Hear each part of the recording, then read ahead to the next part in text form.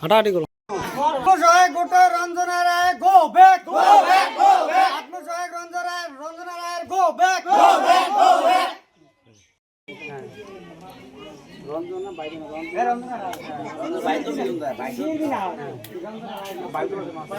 চাওক, আজি কমলাজাৰ গাঁওখন যেতিয়া মানে আপোনাৰ জিঅ' টকিং হৈছিল তেতিয়া আমাৰ মৰ্টজৰ জিপিতে আছিলে, এতিয়া মানে নতুনকৈ বৰুণডাঙা জিপিত ইনক্লুড হৈছে।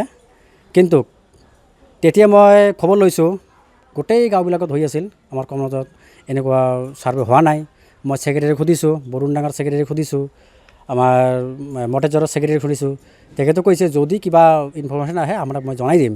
কিন্তু ইতিমধ্যে মই গম পালোঁ সেই ৰঞ্জনা ৰায় নামৰ এজন CRP আপোনাৰ আত্মসহায়ক গোটৰ কিবা সেই নাজানো, সি মানে আমাৰ কমলাজৰৰ দায়িত্ব তেখেতৰ ওচৰত আছিলে জিঅ' টকিং কৰাৰ কাৰণে। কিন্তু সি কি কৰিলে 9টা গাঁও জিঅ' টকিং হৈ গ'ল, কিন্তু আমাৰখিনি হোৱা নাই। কাৰ গাফিলতিত কিয় কৰা নাই সেইটো মই মানে সেইকাৰণে মই মানে অলপ মানে দুখিত হৈছোঁ। যাতে সেইটো হ'ব পাৰে। মই এদিন তাক বাই ফোনত মানে কৈছিলোঁ, সি কৈছে মই আপোনাৰ কমলাজাৰ গাঁওখিনি মই চিনিয়ে নাপাওঁ, ক'ত বা আছিল সেইটো মই নাজানো, গতিকে এইটোতো মানে মিক্সড হৈ গ'ল, মইতো ক'বলগীয়া একো নাই এনেকুৱা মোক ক'লে। তাৰপিছত মই আমাৰ ছেক্ৰেটাৰীক ক'লোঁ, ছেক্ৰেটাৰী ক'লে যে আপুনি BDOক জনাওক। মই BDOক এছিষ্টেণ্ট BDO তাক বাই ফোনত ক'লোঁ। সেই BDO ক'লে যে যেতিয়া বৰ্তমান যিখিনি লিষ্ট ওলাইছে সেইখিনি মাৰিব, বেলেগ একো নামাৰে। তো মই আমাৰ BDO ছাৰক অনুৰোধ জনাওঁ যাতে এই গাঁওখনৰ বাবে কিবা এটা পুনৰ বিবেচনা কৰি এই ৰাইজখিনি, যিহেতু বহুত গৰীব মানুহ আছে, দুখীয়া মানুহ আছে, আপোনালোকে চাব সেই মানুহবিলাক যাতে নতুনকৈ জিঅ' টকিং কৰাৰ বাবে মানে অনুৰোধ জনাইছোঁ।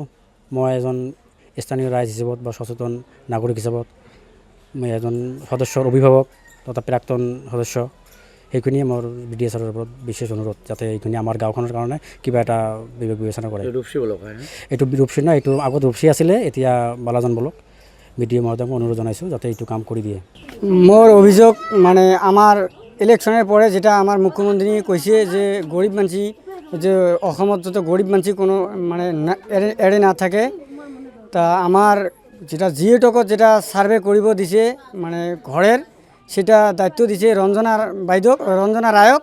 সেই ৰঞ্জনা ৰায়ে গাফিলতি কৰে আমাৰ বৰুণডাঙ্গা জিপি 10খন গাঁৱৰ ভিতৰে 9খন গাঁৱে কৰিছে, কমলাচার গাঁওখন মানে করা নাই, এটা ঘরও সার্ভে করা নাই। আর আমার এই কমলাচার গাঁয়ের মধ্যে মোটামুটি 1500-1600 মানুষের ঘর আছে। এটা পুরে মানে যোগ্য, মানে ঘর পাওয়ার যোগ্য, সব মানে গরিব মানুষ এই ঘর পাওয়ার যোগ্য। কিন্তু রঞ্জনা রায় পুরে গাফিলতি করি আমার মানে এই গরিব মানুষগুলো মানে ঘর পাওয়াত মানে বঞ্চিত করে রাখিছে সেই রঞ্জনা রায় আর কি। রঞ্জনা রায় তোমার সার্ভে করার যে তোমার সেলফ হেল্প গ্রুপ যে আছে, সেলফ হেল্প গ্রুপের মানে CRP হয়, তেখেতক মানে দায়িত্ব দিছে। তাই ঘর মানে যেটা সার্ভে জিঅ' টকত যেটা জিঅ' টক কৰিব লাগে সেই দায়িত্বখিনি মানে গভৰ্নমেন্টে তাকে দিছি। মানে গাঁৱে গাঁৱে যত মানে কোনো মানে গরিব মানুষ না এড়ায় এইটো সার্ভে করার দায়িত্বটো এই রঞ্জনা রায়কে দিছে। যে রঞ্জনা রায় CRPর সেলফ হেল্প গ্রুপের CRP হয়। এইটো নিজে ইচ্ছে মতে চলিছে, আৰু এইটো ইচ্ছে মতে চলিছে নে এইটো কাৰ ষড়যন্ত্ৰ কৰিছে এইটো মই নাজানো।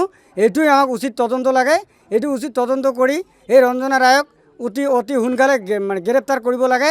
আমি এইটোই বিচাৰোঁ চৰকাৰৰ ওচৰত যে আমাৰ ৰঞ্জনা ৰায়ক আমাৰ এইটো তদন্ত কৰি চাওক যে এইটো নিজে ইচ্ছে গাফিলতি কৰিছে নে কাৰো ষড়যন্ত্ৰত কৰিছে, এইটো মই এইটো নাজানো। যিকোনো খবৰৰ বাবে যোগাযোগ কৰক 7099017330 লগতে 7099017110 নম্বৰত।